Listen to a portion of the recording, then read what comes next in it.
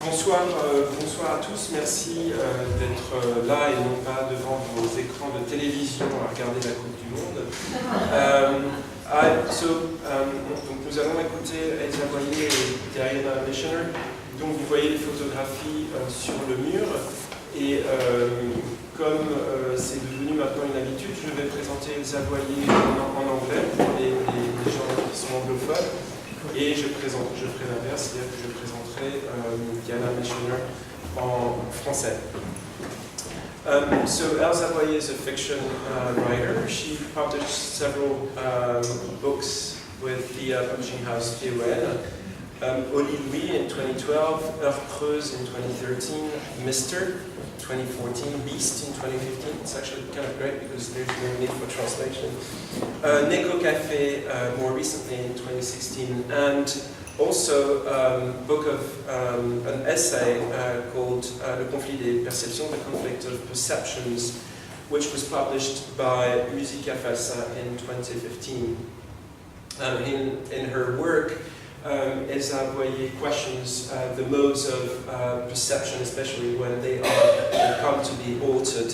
And she's also interested in various images that shape our contexts in relation to perception. So those images would be screens, video games, sports images, and images that come from politics. She collaborates to various magazines such as Trafic, Art, Press and Critique, and she teaches at the École Nationale Supérieure des Beaux-Arts in Lyon, as well as at the École Nationale Supérieure des Arts Décoratifs de Paris. Elsa Boyer.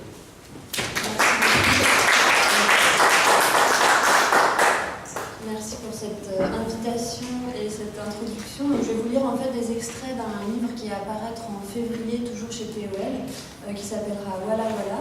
Et donc je vais vous introduire les personnages à travers une galerie de portraits. Lorraine vit à Voilà Voilà avec Matt, une maison mastodonte qu'encerclent les vignes, propriété de Gail et son fils Matt. Depuis qu'elle est arrivée, chaque jour en continu, Lorraine cherche à articuler une longue plainte, qu'elle puisse l'extraire de sa gorge d'un coup et régler net tous les comptes. Lorraine s'anéantit tranquillement, le fait à merveille, à répétition, sans drame et tous les jours, des doses variables d'alcool et de sucre cognent le cerveau. Attendant que les comptes se règlent, Lorraine vit avec Matt et en compagnie de ses objets électroniques, téléphone intelligent et affectif, ordinateur portable et ultra présent. Connectée, en réseau, dans son salon au rideau tiré, Lorraine extrait des photos de ses fichiers, les publie sur plusieurs plateformes sous différents profils. Des bords de piscine, les ongles mauves de ses pieds sur un carrelage refait, une paupière bleue maculée, des cheveux mouillés sur l'épaule. Alors que Lorraine se multiplie sur les réseaux sociaux, la journée arrête de s'étirer toute droite et file enfin en pente. Les heures ne compliquent plus les jours. Il y a eu le mariage sur la plage. Avant de choisir la destination, Lorraine avait écumé les applications où les images se partagent. Elle pensait qu'avec ce sable tout autour, il serait différent, que sur une île, il n'aurait pas le choix, que Gail ne criblerait plus son visage de regard pour tailler en pièces. Lorraine a des pensées cauchemars. Lorraine mâche des pensées thriller, flopées de mauvais scénarios. Ils étaient sur la plage et auraient pu s'étrangler avec tout ce sable, tout ce vent, engorger leur corps d'eau salée. Si dangereux le bout du monde, elle ne pensait pas. L'eau piquait, elle était transparente jusqu'au fond et elle piquait, et le soleil brûlait. La peau de Lorraine a très vite viré orange. La peau de Matt luisait rouge, épaisse et blanche sur le ventre, sous les vêtements et les désirs inertes.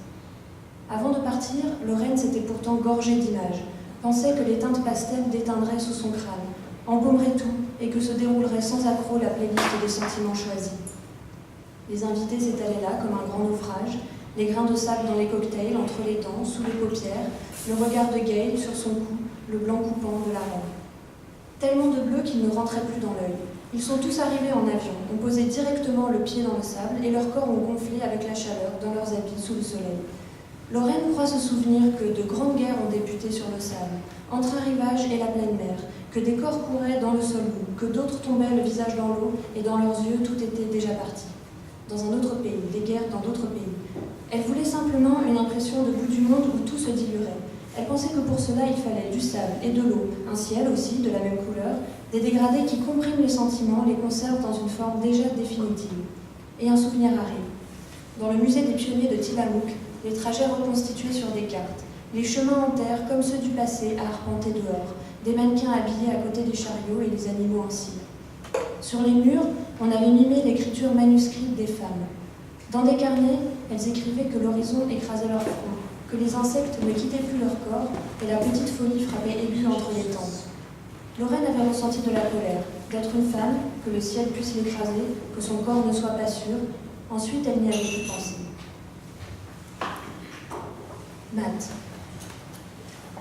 Matt se recompose sur les réseaux sociaux où, faisant défiler, les yeux gelés, les doigts mobiles, il finit toujours par débusquer une histoire comme la sienne. Sur la toile, il déglutit des fils entiers de gifs, JPEG, likes, commentaires, les envoie grouiller dans les plaines un peu vides de ses émotions. En remixant, partageant, Matt peuple son réseau, s'assure qu'il est en partie vraiment pareil, qu'ils sont meute. Il regarde frontal au dehors, comme il fixe un écran, tourne rarement la tête, préfère le défilé des paysages à travers vitres et pare-brises plutôt qu'y poser les pieds, y mouvoir son corps. Matt confectionne des gifs de lui, ses moments à lui quelque part, lui sous un certain angle, ses gestes. Il envoie tourner de petites boucles sur les réseaux jusqu'à ce qu'il le rende à lui-même, jusqu'à se retrouver complet, ne plus perdre une miette de lui. Quand les journées tournent creuses, Matt les harponne de mots-clés.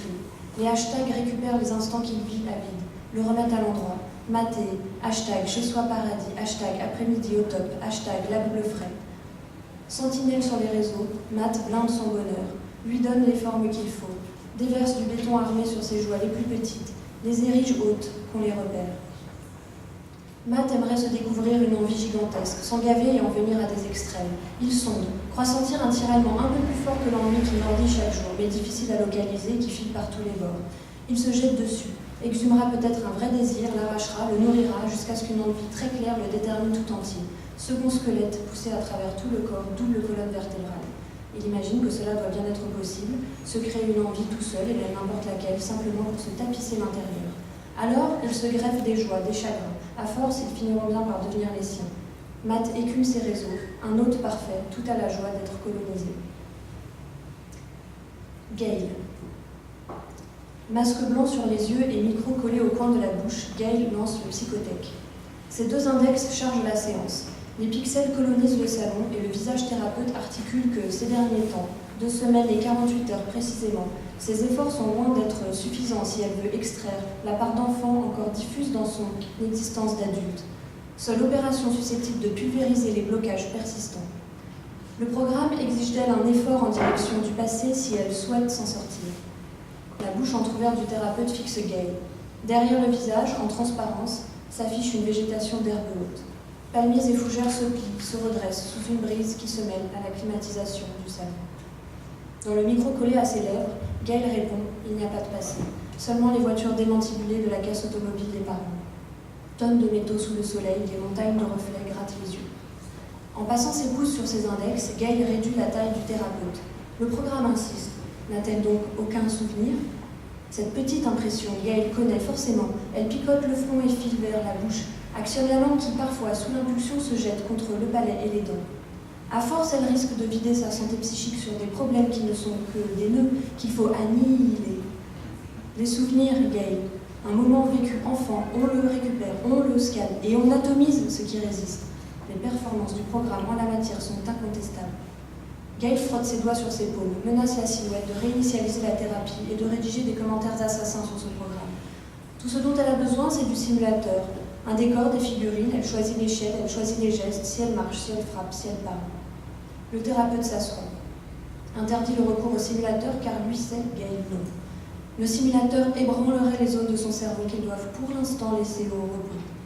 Gail actionne son mental de la plus mauvaise des manières, s'aborde ce qu'il pourrait facilement apaiser si seulement elle acceptait de mieux coopérer. Les tons pastels de l'image engourdissent Gail. Tapotant le côté gauche du masque, elle exacerbe les couleurs, les verres craquent et mordent sur le bleu. La silhouette se dissout en statistiques et courbes, le détail des inspirations, expirations de Gail, son rythme cardiaque, le taux de transpiration. Le programme conseille une séance de méditation.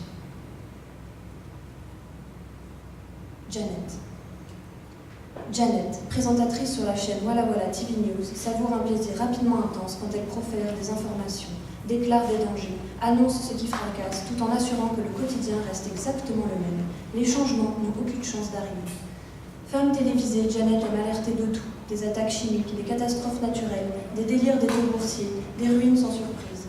Janet se repaît des peuples sous les bombes, des peuples au loin, et il est toujours possible d'expliquer, avec des mots clairs, pourquoi les bombes tombent sur ces villes-là, pourquoi ces femmes, ces hommes, ces enfants se retrouvent sans corps ni toit, pourquoi les tirs de roquettes emportent ces villas à tel endroit. La langue de Janet, jamais lasse quand elle rebondit sur les noms des missiles, si beaux parce qu'ils sont militaires, si efficaces qu'il suffit de les dire pour lancer des missions mortelles et spéciales. Janet est une femme tectonique, plaque roulante et coulée. S'ébranle avant qu'on ne la secoue n'ait jamais frappé. Janet est transmise en masse, chaque soir. On vérifie que la lumière ne brouille pas sa peau en haute définition. Tous les soirs, Janet dépose sa silhouette sur des fonds verts, et derrière elle défilent des paysages de désert filmés depuis le ciel, meilleur des points de vue. Dans son dos s'affichent des explosions, du béton arraché, des villes cratères et des vents de toutes sortes. Ce qu'elle aime, Janet, envoyer le monde à la casse, déclarer des pays morts, bombarder le plasma, extraire des craques de sa bouche, déverser des charniers dans les salons. On retouche le dégradé de ses cheveux autour de sa mâchoire, la poudre sur l'arête de son nez, et on l'envoie flotter devant des paysages ruinés dont on ne sait plus très bien où il se trouve, qui y vit. Elles sont peut-être de synthèse, ces images, et Janet fusionne dans sa bouche tous les désastres. Janet, Miss Catastrophe, sait rendre l'horreur proche, la fait baver sur les murs autour de la télévision. Rentrée chez elle, Janet, sous l'eau de la douche, un massage liquide sur le crâne, une température accordée à celle de l'air de la salle de bain. Et elle paye chaque jour une femme pour nettoyer les déchets de la vie quotidienne, contrôler le taux d'humidité des pièces, que les plantes ne pourrissent pas contre les mosaïques de carreaux gris. Elle tire parfois un peu fort sur ses cheveux mouillés, certains tombent, collent à sa peau, jusqu'à ce qu'elle augmente la pression du jet et ils se détachent, disparaissent dans des tuyaux sous terre.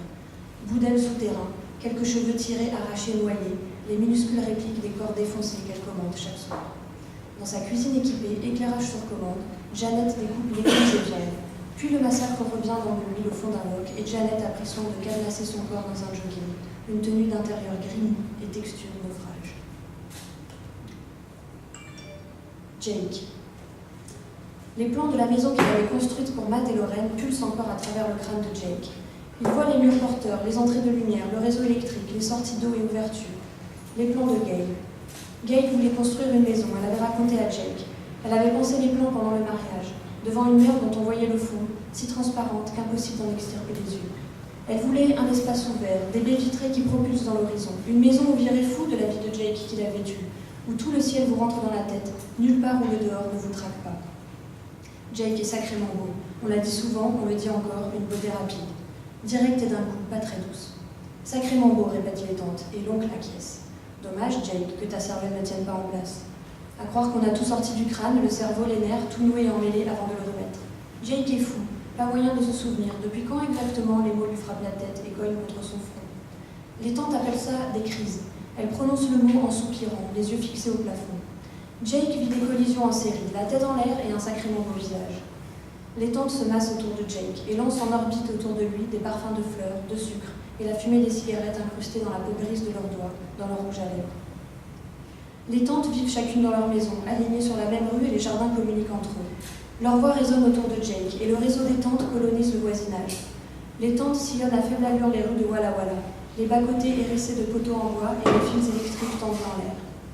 Elles garent leur Toyota Tacoma devant les magasins, devant leurs portes, descendent, leurs jambes minuscules contre le pneu de la voiture.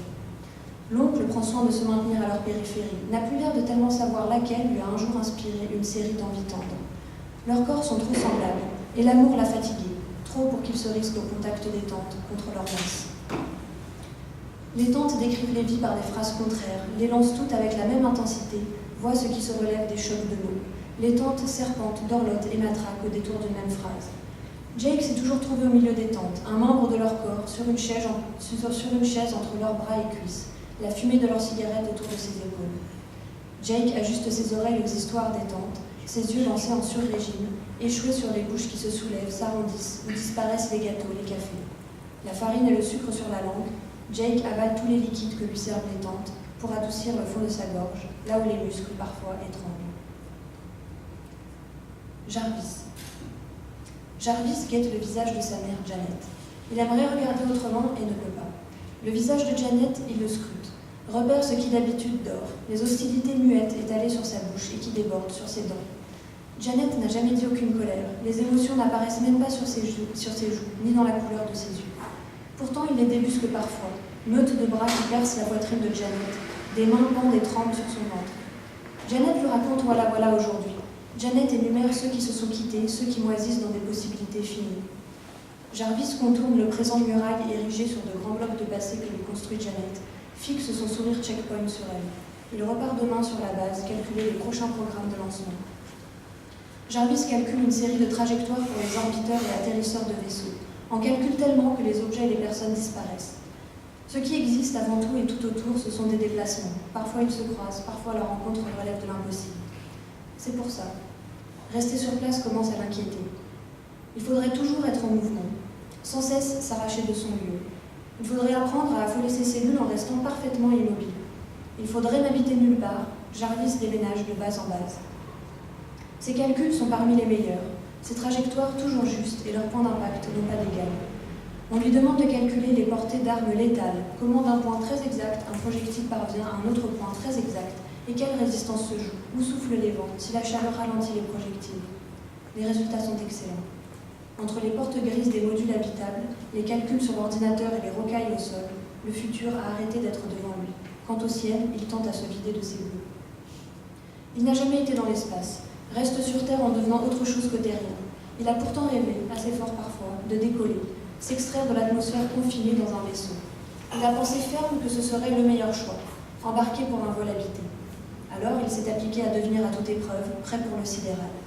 Au large de Key Largo, il avait rallié la station Aquarius, à 20 mètres de profondeur. Dans un module métallique noyé sous des mètres d'eau, il avait appris les techniques de marche sur des sols autres que la Terre, renforcer les muscles autour des rotules, moduler son centre de gravité. Le fond marin des traques, aussi fort que le spatial. Sorti de la station, revenu au rivage, sous les palmiers hérissés fixes de Key Largo, il a modifié ses plans, décidé de rester sur Terre, sur les bases. Ses convictions se sont défaites, blanc et clair. Sur fond noir d'espace, le visage de Janet gagnerait toute sa définition. Ses traits tourneraient en boucle et ses cheveux lisses étreindraient le vide. Dans l'espace, exposé aux traits sans limite de Janet, mer monolithe, zéro refuge, planqué entre les plaques de métal et jointures d'une navette habitable, possibilité de trou vert, le scénario lui semble hasardeux. Il pensait pourtant que dans le sidéral, les mers disparaissent, se rendent compte en sortant de l'eau, en regagnant Key Largo, qu'elles ont depuis longtemps envahi les multitudes noires au-dessus du ciel. Le pasteur. Le pasteur tient un meeting vendredi soir à Chef Joseph, ville encaissée entre l'horizon et les montagnes Wallowa. Le pasteur parle au milieu d'un ancien parking, devant une station essence arrachée du sol, et il est derrière lui l'épave béton d'un centre commercial fermé. Le pasteur parle comme s'il fracassait les têtes, le visage rose dégoulinant sous sa casquette blanche. Il faut reprendre ce pays, le reprendre à ceux qui le volent, et les années passent. Le pays convulse, et si ce n'est pas une explosion qui guette, alors c'est une implosion qui les laissera tous raides et au sol, crevés. On n'ose plus dire ce qui exige un grand pays. Lui n'a pas peur. Oh non, pas de peur. Une frontière béton, les murs, les fossés, les pièges.